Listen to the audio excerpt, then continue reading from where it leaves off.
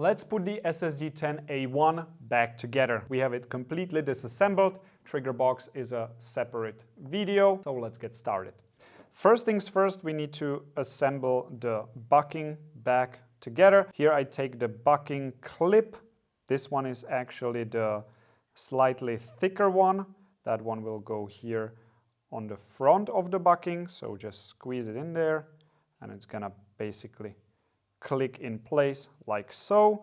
Now we can put the bucking on top, so make sure the ridges are on top of the bucking. As you can see, the wing is on this side and we put it together just like so.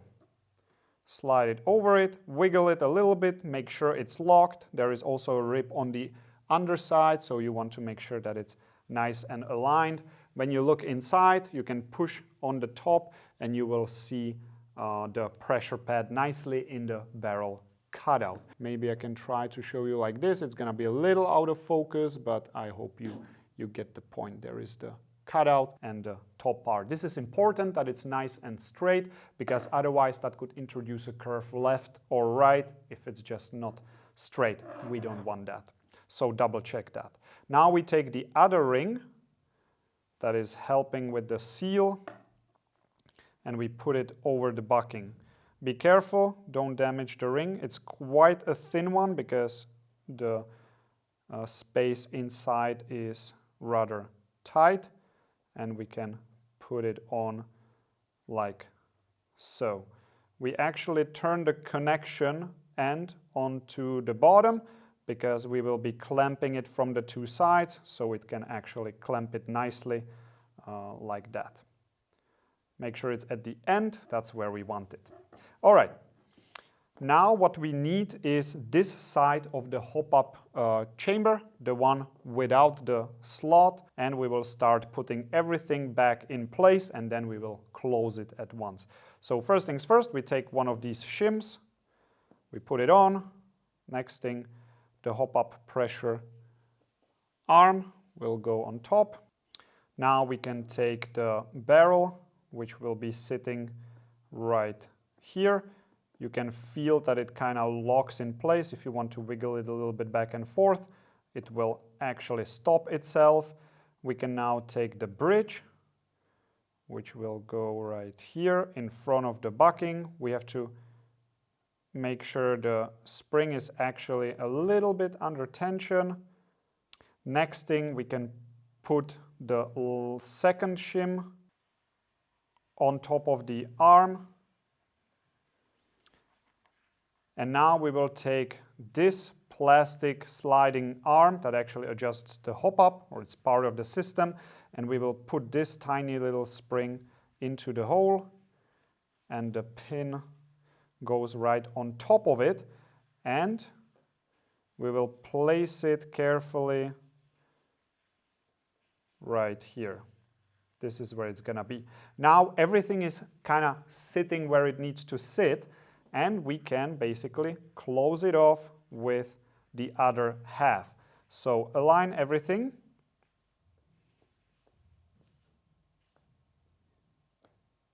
And make sure that the wing right here is in the slot. In my case, it's a little bit offset, so I'm gonna rotate the barrel slightly.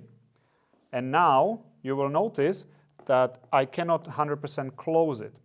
That is likely due to the bridge that is sitting right here. I'm just gonna push it in from the underside. And at this point, everything is connected and everything is holding where it's supposed to be. I will also double check the arm that it's clicking. You can hear the clicking sound. That means the pin and the spring is in the correct position. Now what I'm gonna do is I'm gonna use the screws to hold everything in place. So Phillips head screwdriver, and we can screw this one together.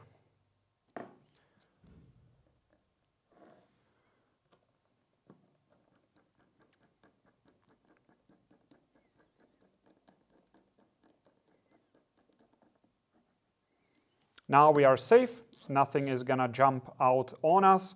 We will verify that it's nice and close, that there is no excessive gap, because that would tell us, hey, something's wrong, something's not aligned, something's blocking it.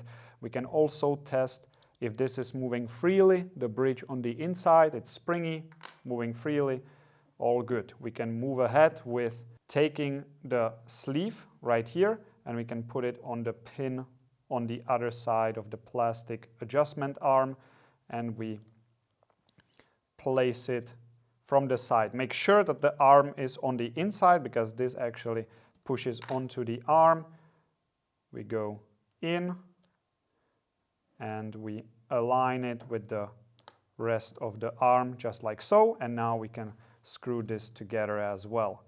Now we take the slightly shorter screws with the coarse thread for plastic, and we screw it in. Don't put too much force on this one. You are not getting any benefit from using too much force on these screws, because they are just simply there to connect the two halves, and there is no need to overdo these two. It's a plastic thread. We don't want to damage these two screws or the threads. Now the last thing is this screw with the fine thread. That one goes into metal, and that one will go right here. Again, don't exchange it for the other very similar screw that is actually meant for the hop-up arm. That one should go into plastic. It has different thread, more coarse. Okay, now we just verify if everything is working correctly. So when you slide this, it should put more pressure onto the bucking. What I like to do is double check whether the bucking is actually nice and rounded, straight in the chamber. For that, what I need to do is actually move this bridge away so I can actually see on the inside. So I'm gonna use an Allen key. I'm gonna try to show it on the camera. It's not the easiest thing in the world, but I will do my best. I will just push it like so, and I'm gonna verify whether the bucking is straight while applying pressure on it. This one looks great, so make sure that this is all the way in like that, and verify. This is important. We don't want any curve later on. Looks good. Everything looks aligned and straight, so we can proceed with the next step.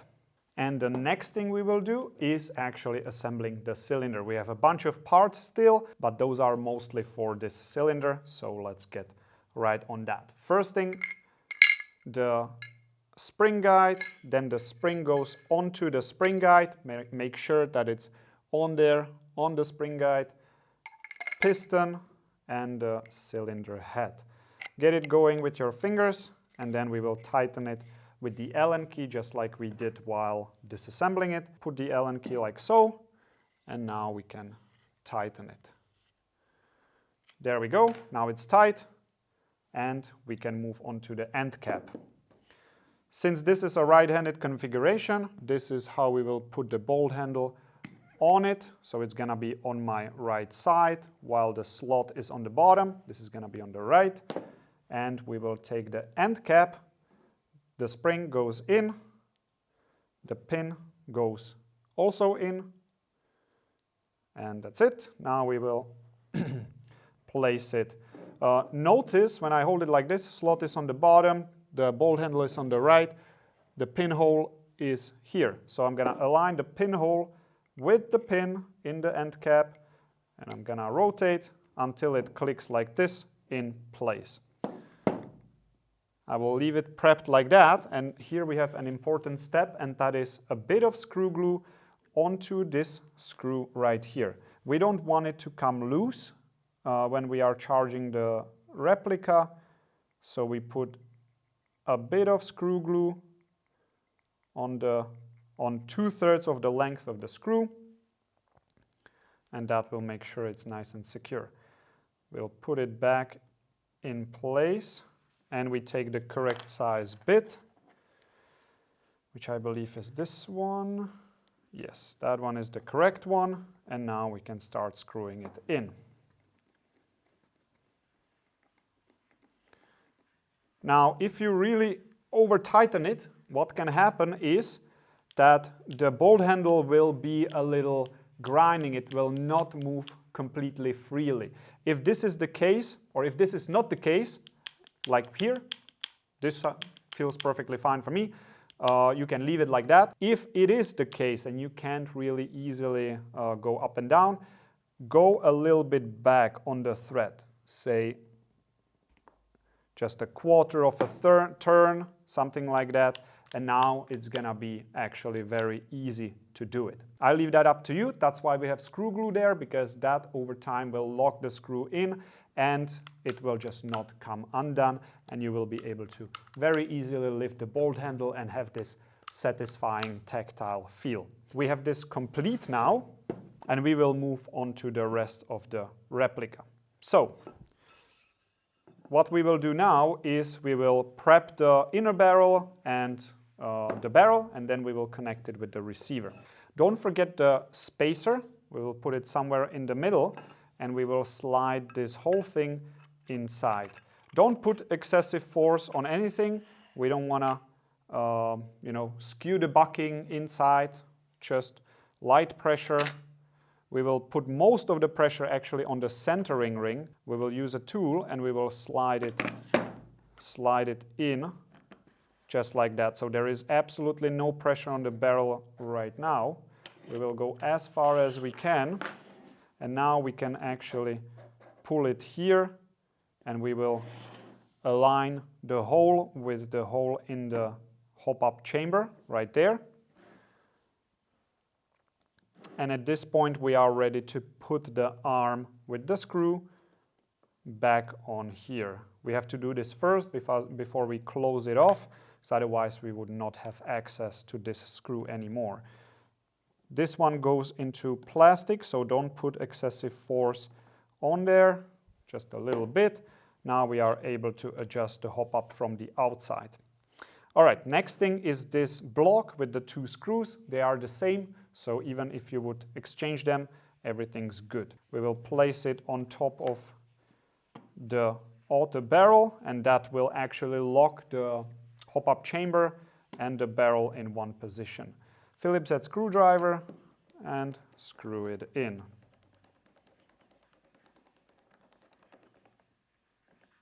There we go, that's one screw. And the second screw right there.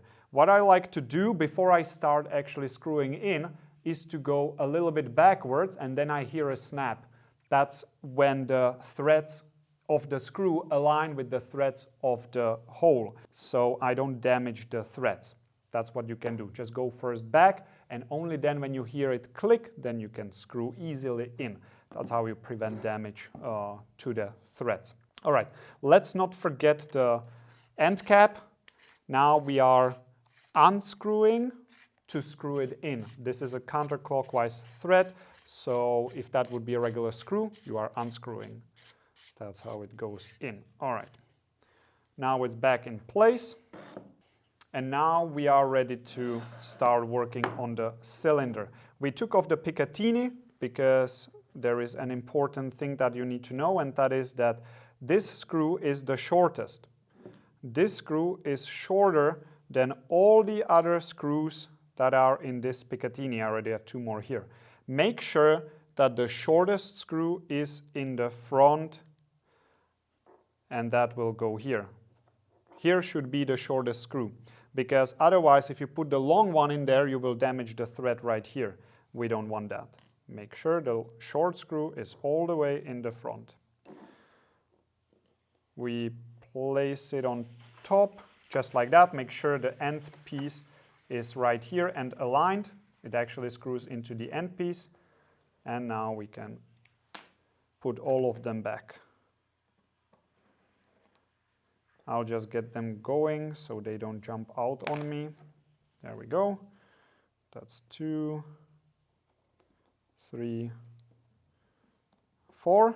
Now they will not jump out, and I can tighten them. There is no need to use too much force. If you want to make sure the Picatinny never gets loose, use some screw glue, not a permanent one. That would be bad if you want to exchange it for the full rail one day. Weak one is the best. That's what I use the most. Middle strength is also doable, but depends on what brand you get. It might be too much. Now we have the Picatinny attached, and before we start screwing everything together, what we need to do is to place this glide ring on the inside here in between. If we would put it inside of the receiver, then it's not really held in place properly. What I like to do is actually put it in the barrel like so. You will see that it stops, so the thicker end will be in my hand and the thinner end will go in. That will stop it like so. Now what's a good idea is to actually put the cylinder in to make sure that everything is aligned and place it inside of the barrel. And at this point we can start screwing it in. Before we screw it in too much, put the whole cylinder in and lock it in place. Now we need to set the correct distance between the cylinder and the hop-up chamber. That's how we do it. We lock the cylinder and we keep screwing in until we cannot screw any further, which is exactly here. Notice I didn't put any force on it, it will just stop. That's what when the cylinder contacts the hop-up chamber and you cannot go any further. You notice it's not aligned. We need this on the bottom. We just go about half a turn back, a little bit more than that, and we flip it around. Now here we will put this screw. If you see black and threads, don't put the screw in, you will damage the threads. We need to align it until you see silver. Now there is a silver part. Now you can see it on the top camera. That's what you want to see. Not this, but this. Once that is aligned, we take the screw and we put it back in place. The silver is actually the cylinder, meaning there is no threads. There is a notch in the barrel. That's why we are doing it like this. All right, and now we know that we have the correct distance and you will be able to load it easily. This part is pretty much done. At this point, the only thing left is the trigger box, which we need to put right here. Now, here we need to see the slot and the spring guide, but we cannot do that. Even if I do this, I don't really see anything. How do I align it? Well, the bolt handle is locked in the wrong position, so just take it out, lock it, and now we can replicate, and now you will see that it's at a different position, and now we can put the trigger box back in place. So we take it like this, we have the screws prepped, and we put it in like this. Should be easy, not really any force required. Phillips head screwdriver, and we connect the trigger box.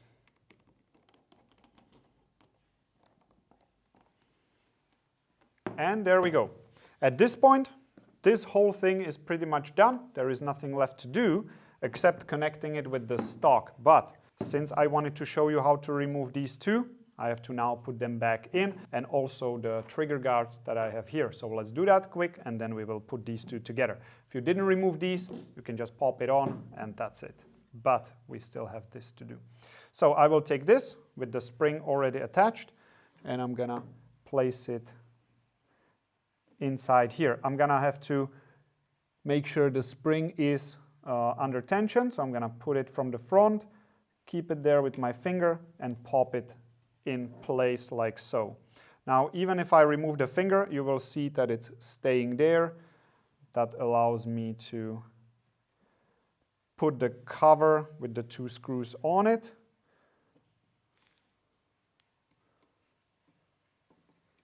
Just like that. There are actually pins that will align it. I'm gonna change to a slightly smaller Phillips head and screw it in. I already had one screw in there ready to go. Now the other small one, I'm gonna use the magnetic function. Now I can maybe illustrate one more how you go first back, unscrewing until you hear the click. So I'm gonna do that. Now I heard the click, hopefully you could hear it too. That means the threads are aligned and I can start screwing in. And it goes in super easily. This is definitely a good thing to do with any screw, not just airsoft. You want to protect the threads as much as you can. All right. Now, last thing is the trigger guard. Here is the easiest way to do it. You just go in from here. Hopefully you can see it. We go in, we put the back piece in, and now we slide it backwards and we kind of lock it in place. That's how you can put it in. Now, don't forget this piece. The slimmer end will go in first, and that kind of locks it in place. And now we can flip it over, align it with the trigger, just like that. I will verify that we don't have any gaps here in the back, that the barrel looks straight, everything is where it should be. It's actually holding in there on its own. And now we can connect the two with these 3 screws. The short one will go in the front, the middle length will go in the middle, and the long one, Phillips head, will go in the back. I'm gonna start with the middle screw because I want equal tension on all sides. Slightly bigger bit. So I'm gonna tighten this one first. Now I'm gonna do the front one.